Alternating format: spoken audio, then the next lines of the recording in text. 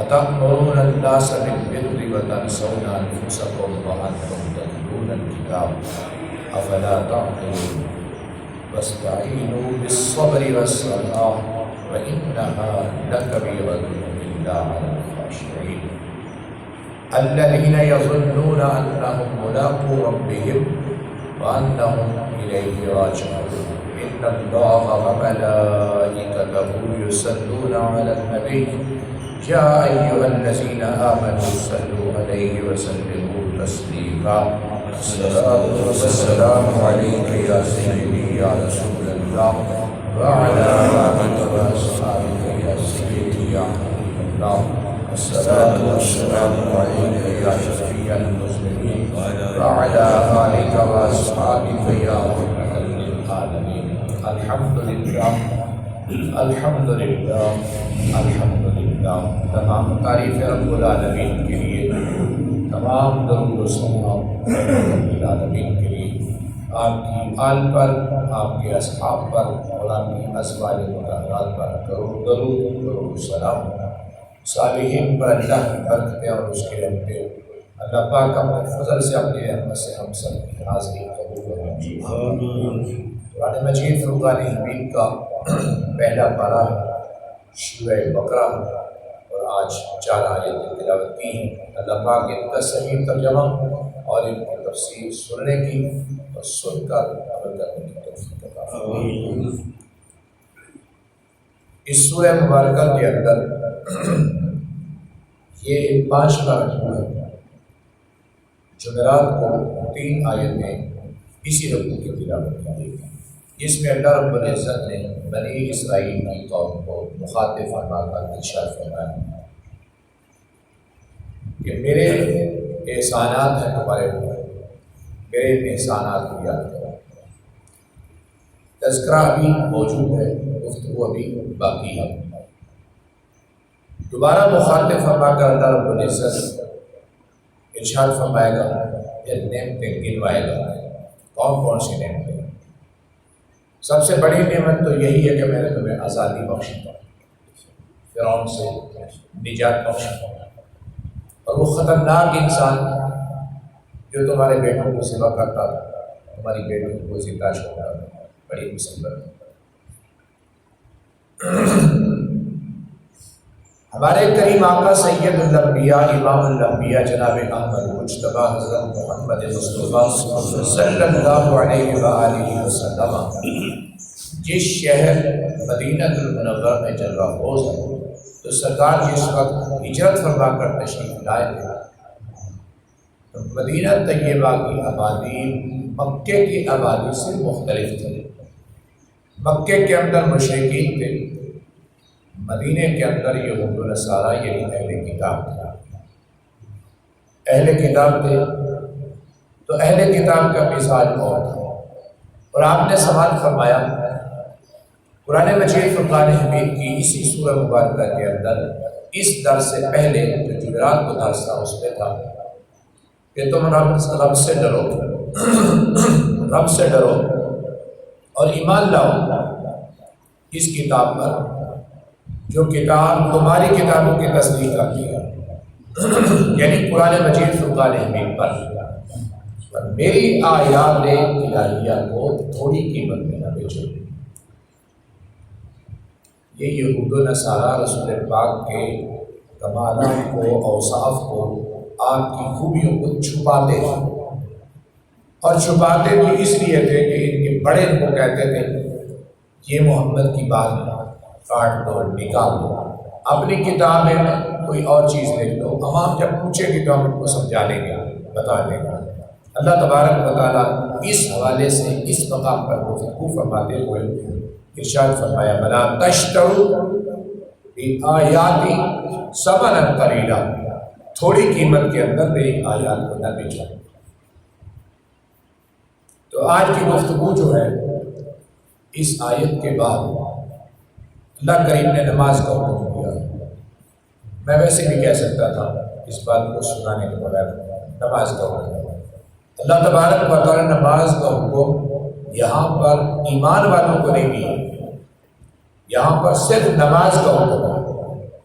کسی قوم کو نہیں، کسی قوم کو مخاطب نہیں فرمایا۔ اور ایک تفسیر کے مطابق یہی ہے کہ اللہ تبارک و تعالیٰ انہیں ارشاد فرما رہا ہے جن کی بات ہو رہی تھی کہ نماز قائم کرو، رکوع کرو، جماعت کے ساتھ نماز پڑھو۔ اور ایک فریضہ اور ہے، وہ ہے زکوٰۃ کا، زکوٰۃ ادا کرنا۔ انہیں کو حکم مل رہا ہے۔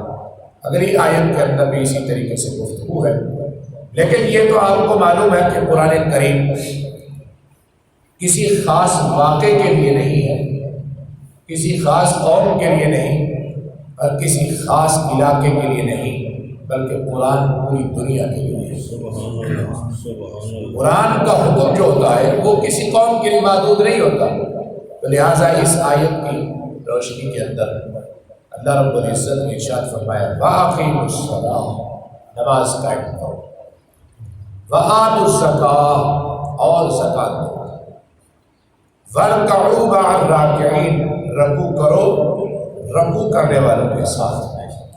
اللہ پاک نے جہاں بھی حکم دیا سو نماز قائم کرنے کا حکم دیا، نماز قائم کرنے کا، نماز قائم کرو، وقت پر نماز پڑھو، خشوع اور خضوع کے ساتھ نماز پڑھو، عاجزی اور کساری کے ساتھ نماز پڑھو، پابندی کے ساتھ نماز پڑھو۔ آج پڑھی کل نہیں پڑھی، آج ٹائم ملا وقت پر پڑھی، جماعت کے ساتھ پڑھی، کل میں کسی اور ٹائم پہ پڑھ لی۔ اللہ کریم فرماتا ہے یہ نماز نہیں پڑھی جا رہی، نماز قائم کرو، نمازی بن کے دکھاؤ، اور ایسے نمازی بنو اور ایسی نماز ادا کرو گویا کہ تم مجھے دیکھ رہے ہو، میں تمہیں دیکھ رہا ہوں، اس کیفیت کے ساتھ نماز ادا کرو۔ اور وآتوا الزکاۃ، نماز قائم کرو، جماعت کے ساتھ پڑھو۔ اس درمیان میں اللہ کریم نے فرمایا کہ زکوٰۃ ادا کرو۔ زکوٰۃ ایک خوبصورت پاکیزہ فرض ہے، اور جن لوگوں کو اللہ تبارک و تعالیٰ نے سعادت بخشی ہے ان سے پوچھ کے دیکھیں، اور وہ یہی کہتے ہیں کہ زکوٰۃ جب تک ہم نہ دینا ہمیں چین نہیں آتا۔ یہ اللہ کریم کا احسان نہیں ہے، بہت بڑا احسان ہے اللہ کریم کا۔ 2 کروڑ 4 کروڑ 5 کروڑ 10 کروڑ کا مالک ہے، 10 کروڑ کا مالک ہے، لیکن کوئی بھی شخص اس کی تائید نہیں کر سکتا، اس کی تصدیق نہیں کر سکتا، اس کو کہہ نہیں سکتا کہ اس کی یہ دولت پاک ہے۔ اللہ کریم نے ارشاد فرمایا کہ زکوٰۃ ادا کرو، سننا، زکوٰۃ ادا کرو، اس زکوٰۃ سے تمہارے پیسوں کو پاک فرما دوں گا۔ میں عرض کر رہا ہوں کہ نماز اور جماعت کے درمیان یہ جملہ ہے۔ اللہ کریم ارشاد یہ فرمانا چاہتا ہے کہ جب تم رزق کے حلال کھاؤ گے، پاک اور پاکیزہ دولت کو استعمال کرو گے، اسی کے لیے روٹی پانی، اسی کے لیے اولاد کی تعلیم اور تربیت، تو پھر دیکھنا کہ نماز کا مزہ ہی کچھ اور ہوگا۔ یہ حقیقت بات ہے۔ کپڑے پاک ہیں، سنو، کپڑے پاک ہیں، جسم پاک ہے، جگہ پاک ہے، لیکن رزق پاک نہیں، روٹی پاک نہیں، لقمہ پاک نہیں، وہ نماز قبول نہیں ہوتی۔ اس کے معاملات جو ہے نا خالق کائنات، وہ رحیم ہے، اس میں کوئی شک نہیں ہے، وہ کریم ہے، لیکن قانون بھی تو بنایا ہے، طریقہ بھی تو بتایا ہے۔ بلکہ میں عرض کروں کہ اللہ تبارک و تعالیٰ نے قرآن پاک میں مومنوں کو یعنی ایمان والوں کو نہیں کہا، پورے لوگوں کو کہا ہے۔ دوسرے پارے میں ہے پورے لوگوں کو فرمایا اے لوگوں رزق حلال کھاؤ، رزق حلال لوگوں یعنی پوری انسانیت کو اللہ تبارک و تعالیٰ نے فرمایا ہے۔ اس میں بہت سارے فوائد ہیں۔ ایک تو یہ ہے کہ حق تلفی نہیں ہوتی، جو بندہ رزق حلال کی کوشش کرتا ہے، کماتا ہے، حق تلفی نہیں ہوتی، وہ دائیں بائیں ہاتھ نہیں مارے گا، لوگوں کا حق نہیں مارے گا۔ میں کوئی بھی اب مثال لے گا، کوئی بھی اب مثال کے طور پر سبزی یا پھل آ رہا ہے، جب شروع میں آتا ہے کسی کام کرے گا، لیکن کیا ہے جلدی اس لیے بھیجنا ہے، پیسے زیادہ ملتے ہیں، ریٹ زیادہ ہوتا ہے، لیکن وہ کھانے کے قابل اس لیے نہیں ہوتا، اس پہ سپرے کی ہوئی ہوتی ہے، اس کو تیار کیا جاتا ہے، وہ تیار نہیں ہوتا، تیار کیا جاتا ہے، وقت سے بے وقتی سبزی ہو یا پھل ہو اس کو تیار کیا جاتا ہے۔ ہاں یہ ایک الگ بات ہے کہ کچھ علاقے کچھ ملک ایسے ہیں جہاں پھل پہلے پکتا ہے، سبزی پہلے تیار ہوتی ہے، فصل پہلے تیار ہوتی ہے، یہ ایک الگ بات ہے۔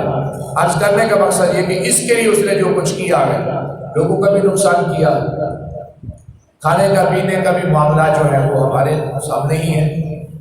عرض کرنے کا مقصد ہے کہ رزق حلال صرف اور صرف آخرت کے لیے نہیں حضور، رزق حلال دنیا کے اندر بھی فائدہ عطا کرتا ہے۔ دوسری آیت بہت زبردست بات ہے، شاہ صاحب غور کرنا، أَتَأْمُرُونَ النَّاسَ بِالْبِرِّ، اوروں کو نیکی کا حکم دیتے ہو، نماز پڑھو نماز پڑھو نماز پڑھو، اچھا کام کرو۔ أَتَأْمُرُونَ النَّاسَ، لوگوں کو بِالْبِرِّ، نیکی کا حکم دیتے ہو، وَتَنْسَوْنَ أَنفُسَكُمْ، اپنے آپ کو بھلا دیتے ہو، اپنے آپ کو بھلا دیتے ہو۔ آسان جملہ میں عرض کر رہا ہوں، وَتَنْسَوْنَ أَنفُسَكُمْ، خود عمل نہیں کرتے ہو، اوروں کو کہتے ہو کہ اچھا کام کرو، نیک کام کرو، لیکن خود کو بھلا دیتے ہو۔ وَأَنْتُمْ تَتْلُونَ الْكِتَابَ، حالانکہ تم تو کتاب پڑھتے ہو۔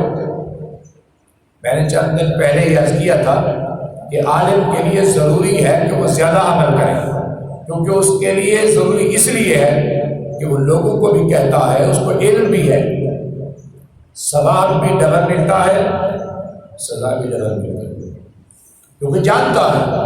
اور آج کی اس آیت میں اور بات میں عرض کرنا چاہوں گا بغیر کسی اعتراض کے، طرز کے، کیونکہ میرا یہ ایمان ہے اللہ کریم نے نبیوں کو معصوم کیوں بھیجا، کیونکہ انہیں پاک خالق کے کائنات کے کلام کی تلاوت ہی نہیں کرنی، حکم دینا، پہلا حکم دے رہا ہے لوگوں کو وحدہ لا شریک ہے، اس کا اپنا عقیدہ ٹھیک ہو، توجہ لوگوں کو وحدہ لا شریک ہے، اس کا اپنا عقیدہ ٹھیک ہو، لوگوں سود نہ کھاؤ، کبھی بھی اس کا دامن سود سے پلید نہ ہوا ہو، لوگوں بچیوں کو قتل نہ کرو، کبھی اس کے خاندان نے کیا ہی نہ ہو۔ میں بڑے ہی آسان الفاظوں میں عرض کر رہا ہوں، سرکار دو عالم نے ارشاد فرمایا، میں کہ اے میری قوم، اے لوگوں بات سنو، میں اللہ کا نبی ہوں، آج کے بعد سود نہیں کھانا، آج کے بعد جوا نہیں کھیلنا، آج کے بعد بچوں کو قتل نہیں کرنا، آج کے بعد شرک نہیں کرنا، آج کے بعد شرک نہیں کرنا، شرک، جوا، بچیوں کو قتل کرنا، شراب پینا، یہ چیزیں چھوڑ دو، یہ نہیں کرنی، یہ ختم کر دو۔ اب ان میں سے کوئی بھی اعتراض کرنے والا شخص، کوئی دشمن کہہ دیتا کہ اے محمد صلی اللہ علیہ وسلم، آج آپ ہمیں ان برائیوں سے بچا رہے ہیں، کہہ رہے ہیں آپ کا والد یہ کام کرتا تھا، ان میں سے کوئی ایک کام، آپ کا دادا یہ کام کرتا تھا، کیونکہ وہ وہیں کے رہنے والے لوگ تھے نا، جانتے تھے، آپ کا دادا یہ کام کرتا تھا۔ ایمانداری کی بات ہے، تاریخ میں، سیرت میں یہ جملہ ملتا ہی نہیں ہے کہ انہوں نے آپ کے خاندان پر اعتراض کیا ہو، یہ کام تو وہ بھی کرتے تھے، آج آپ اپنے منع کر رہے ہیں۔ توجہ کیجیے ضرور، کسی نے اعتراض نہیں کیا، جو اس بات کی دلیل ہے کہ رسول پاک کے والد بھی ان چیزوں سے پاک تھے، دادا حضور بھی ان چیزوں سے پاک تھے۔ یعنی خطیب کے لیے، توجہ، عالم دین کے لیے باعمل ہونا ضروری ہے۔ میں جو عرض کرنا چاہتا ہوں، یہاں گفتگو یہود و نصارہ کے متعلق ہو رہی ہے، لیکن پھر میں عرض کروں گا کہ یہ یہود و نصارہ کے لیے نہیں ہے، پوری دنیا کے لیے ہے۔ رانا صاحب کو کتنے باعمل لوگ ہوتے ہیں، میں نے کہا میں اعتراض نہیں کر رہا، میں بات سنا رہا ہوں، وہ کتنے باعمل لوگ ہیں، 11 مہینے ان کی جو صورت حال ہوتی ہے سب کو پتہ ہے، اور جب رمضان شریف کا مہینہ آتا ہے، شلوار قمیضیں پہن کر، شلوار قمیضیں پہن کر، دوپٹہ سر پہ رکھ کر، ٹی وی پہ آ کر وہ درس قرآن دے رہے ہوتے ہیں، لوگوں کو ہدایت کر رہے ہوتے ہیں۔ 11 مہینے کیسے گزارے ہوتے ہیں؟ اب کس منہ سے کہو گے آؤ ہم خدا سے مانگیں؟ خدا دیتا ہے یار، خدا ہر ایک کو دیتے ہیں، اس میں کوئی شک نہیں ہے، لیکن جو تم پیغام حق سنانے کے لیے آئے ہو اپنا دامن تو ذرا صاف کرو۔ تم کس منہ سے کہو گے لوگوں حلال کھاؤ؟ اس موضوع کی طرف جائیں گے نہیں۔ لوگوں برائی سے بچو، کس منہ سے کہو گے؟ 11 مہینے جو کچھ کرتے رہے ہو لوگوں سے چھپا ہوا ہے۔ ہاں سنیں، ایک گناہ گار بندہ ہے، اس کا گناہ چھپا ہوا ہے، کسی کو پتہ نہیں ہے۔ تمہارے گناہ تو ٹی وی پر ہے، لوگوں کے سامنے موجود ہے۔ اس لیے کہا جاتا ہے کہ ہر شخص مبلغ نہیں ہوتا۔ دین میں فساد حضور صرف اس لیے ہوتا ہے جو بے عمل لوگ ہوتے ہیں اور یہ پیغام دیتے ہیں۔ قرآن پاک کی آیت أَتَأْمُرُونَ النَّاسَ بِالْبِرِّ، اے لوگوں اوروں کو نیکی کا حکم دیتے ہو، وَتَنْسَوْنَ أَنفُسَكُمْ، اپنے آپ کو بھلا دیتے ہو، وَأَنْتُمْ تَتْلُونَ الْكِتَابَ، حالانکہ تم کتاب کو پڑھتے ہو، أَفَلَا تَعْقِلُونَ، تم سمجھتے نہیں؟ تمہیں خود کو نہیں سمجھ آتی؟ یہ قرآن یہ اوروں کے لیے ہے، یہ پیغام اوروں کے لیے ہے، لہٰذا تم اپنا ظاہر اور باطن ایک جیسا کرو، تم اپنی خلوت اور جلوت ایک جیسی کرو۔ تم مسجد میں بیٹھے ہو خدا کا خوف ہے، گھر میں ہو تو پھر بھی خدا کا خوف ہونا چاہیے۔ گفتگو کو جاری رکھتے ہوئے حکم دیا، فرمایا کہ وَاسْتَعِینُوا بِالصَّبْرِ وَالصَّلَاةِ، مدد حاصل کرو صبر سے اور نماز سے۔ کوئی مصیبت میں ہو نا، صبر کا دامن نہیں چھوڑنا، صبر کے ساتھ نماز نہیں چھوڑنا۔ یہ اس آیت میں بھی ہے، دوسرے پارے میں بھی ہے۔ اللہ کریم کیا فرمایا؟ وَاسْتَعِینُوا، مدد حاصل کرو، استعانت، مدد حاصل کرو، کس سے؟ صبر سے۔ صبر کا دامن نہیں چھوڑنا۔ حضور جو نقصان پہ نقصان ہوتا ہے نا، اس کی وجہ یہ ہے کہ ہم سے صبر نہیں ہو سکتا، بے صبری ہوتی ہے، نقصان پہ نقصان ہو جاتا ہے۔ اور بلکہ حقیقت بات یہ ہے کہ مصیبت میں صبر نہ کرنا یہ اس سے بھی بڑی مصیبت ہوتی ہے۔ کیا کر لیں گے؟ ایک بندے کو رات کو تکلیف ہو رہی ہے، درد ہو رہا ہے، اور وہ زور زور سے دھاڑے مارتا ہے، چیخیں مارتا ہے۔ گھر والوں نے اس کو دوائی بھی کی ہے، دوایا بھی ہے، مرہم پٹی بھی کی ہے، وہ ڈاکٹر کی لکھی ہوئی تھی، لیکن چیخیں مار رہا ہے، مجھ سے برداشت نہیں ہوتا، مجھ سے برداشت نہیں ہوتا۔ یہ اس سے بڑی مصیبت ہے، یہ اس سے بڑی مصیبت ہے، سب کے لیے مصیبت ہے، اپنے لیے بھی مصیبت کھڑی کر رہا ہے۔ تو اللہ کریم فرماتا ہے کہ استعانت، مدد کرو، کس سے؟ صبر سے، اور صبر کرنے والوں کی جو جزا ہے، اللہ اکبر۔ یہ جملہ میرا دل کر رہا ہے، کل سے دل کر رہا ہے کہ میں نے یہ پڑھا ہے، میرے ذہن میں آیا ہے، وہ یہ ہے کہ صبر کرنے والوں کی جو جزا ہے، اللہ کریم ان کو نور کے ممبروں پر بٹھائے گا۔ یہ آپ نے سنا ہے، نور کے ممبر پر بٹھائے گا تو فرشتے پوچھیں گے کہ یہ کون ہے؟ یہ کوئی نبی ہے؟ یہ کوئی رسول ہے؟ فرشتے پوچھیں گے یہ کون ہے؟ اچھا، جو جملہ میرے ذہن میں آ رہا ہے وہ توجہ طرف، اللہ اکبر۔ فرشتے جیسی مخلوق، فرشتے اور ملائکہ جیسی مخلوق اس بندے کو دیکھ کر یہ کہیں کہ یہ کون ہے، تو وہ کتنا حسین ہوگا، کتنا خوبصورت ہوگا۔ دیکھیں، ہم میں سے 10 بندے بیٹھے ہیں، 20 بندے بیٹھے ہیں، 50 بندہ بیٹھا ہے، ہم میں سے کوئی ایک بندہ ہے جو صبر کرتا ہے۔ قیامت کے روز اللہ نے اس کو ممبر پر بٹھایا ہے تو فرشتے حیرانگی میں پوچھ رہے ہیں، تعجب میں پوچھ رہے ہیں کہ یہ کون ہے، تو اللہ نے اس کو کتنا حسین بنا کے دیا ہوگا، جس کے متعلق فرشتے حیران ہو کر پوچھ رہے ہیں کہ یہ کوئی نبی ہے، یہ کوئی رسول ہے، یہ برگزیدہ فرشتہ ہے، یا یہ غوث قطب ابدال ہے۔ حکم ہوگا کہ نہیں، یہ عام مسلمان ہے، جب میری طرف سے اس کو تکلیف ہوتی تھی یہ صبر کیا کرتا تھا۔ اور اللہ کریم نے صبر کا حکم دیتے فرمایا کہ بس نماز سے بھی مدد کرو۔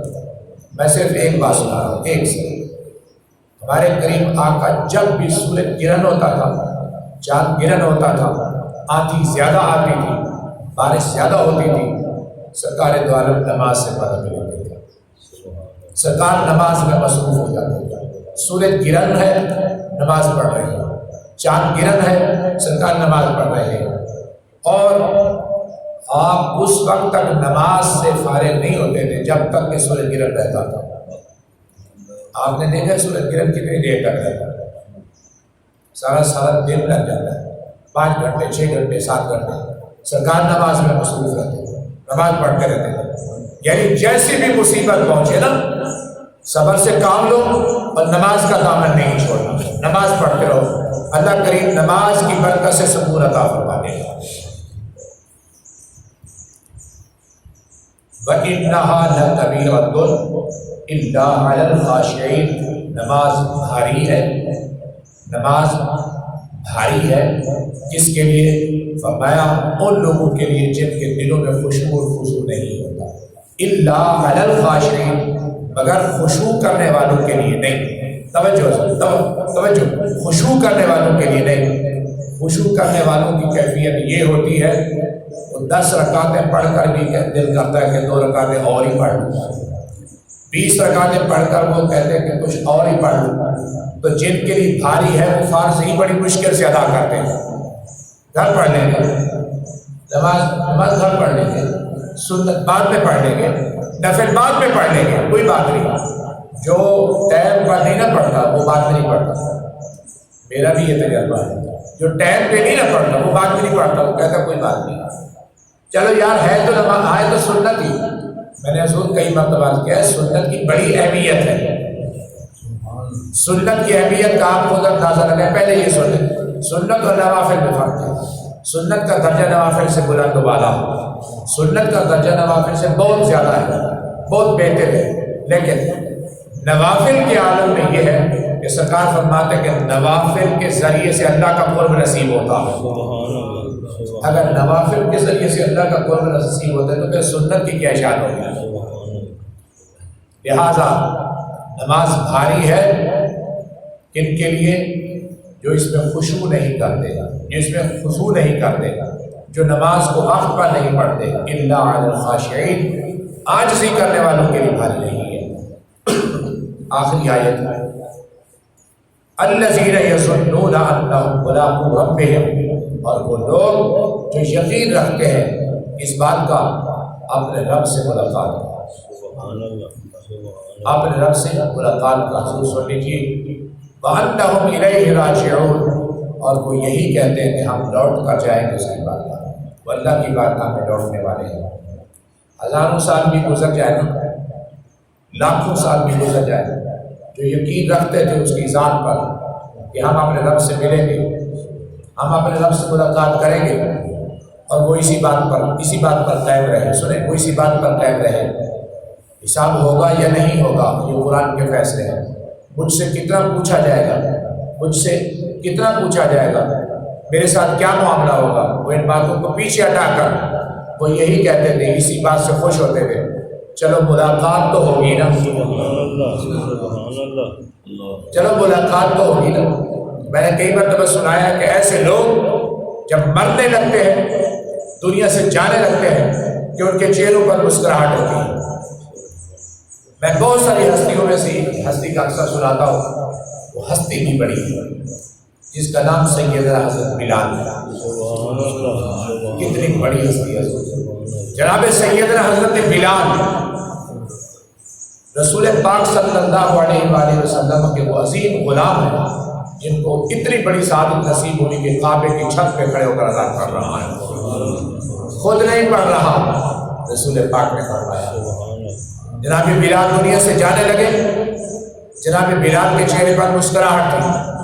بیوی نے کہا کہ اللہ آپ پر رحمت فرمائے، ہم پریشان ہیں کہ آپ ہم سے جدا ہو رہے ہیں، آپ ہمیں چھوڑ کے جا رہے ہیں، آپ مسکرا رہے ہیں. آپ کا جو جملہ وہ یہ ہے کہ اصحاب سے ملاقات ہونے والی ہے، اصحاب سے، دوستوں سے، صحابہ کرام سے ملاقات ہونے والی ہے. تو شارح حدیث پاک کی شرح میں لکھتے ہیں، بہت کمال کا جملہ ہے.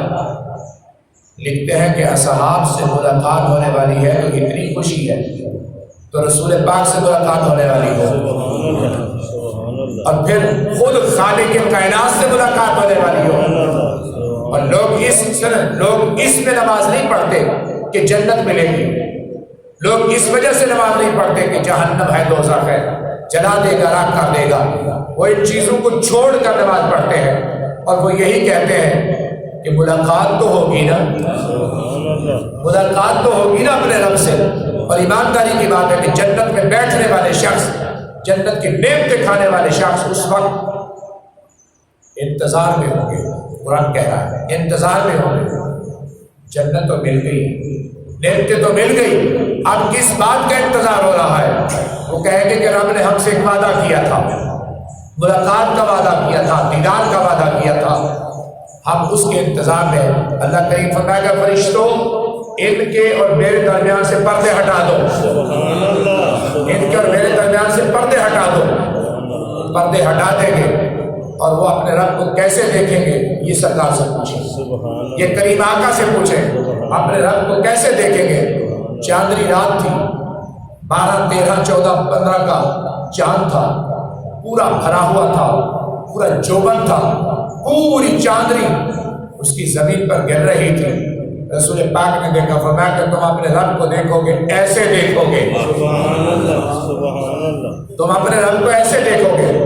الذین یظنون انہم ملاقو ربہم وانہم الیہ راجعون. میں اس آیت کی روشنی میں عرض کرنا چاہتا ہوں، اے اللہ جن کو تیرا دیدار ہوا، جن کو تیرا دیدار ہوگا، ہمیں بھی ان میں شامل فرما. ہم اس قابل تو نہیں ہیں، ہم اس قابل تو نہیں ہیں، ہمیں اپنا دیدار بھی عطا کرنا اور اپنے حبیب کا دیدار بھی عطا فرما. الحمدللہ. مولا کریم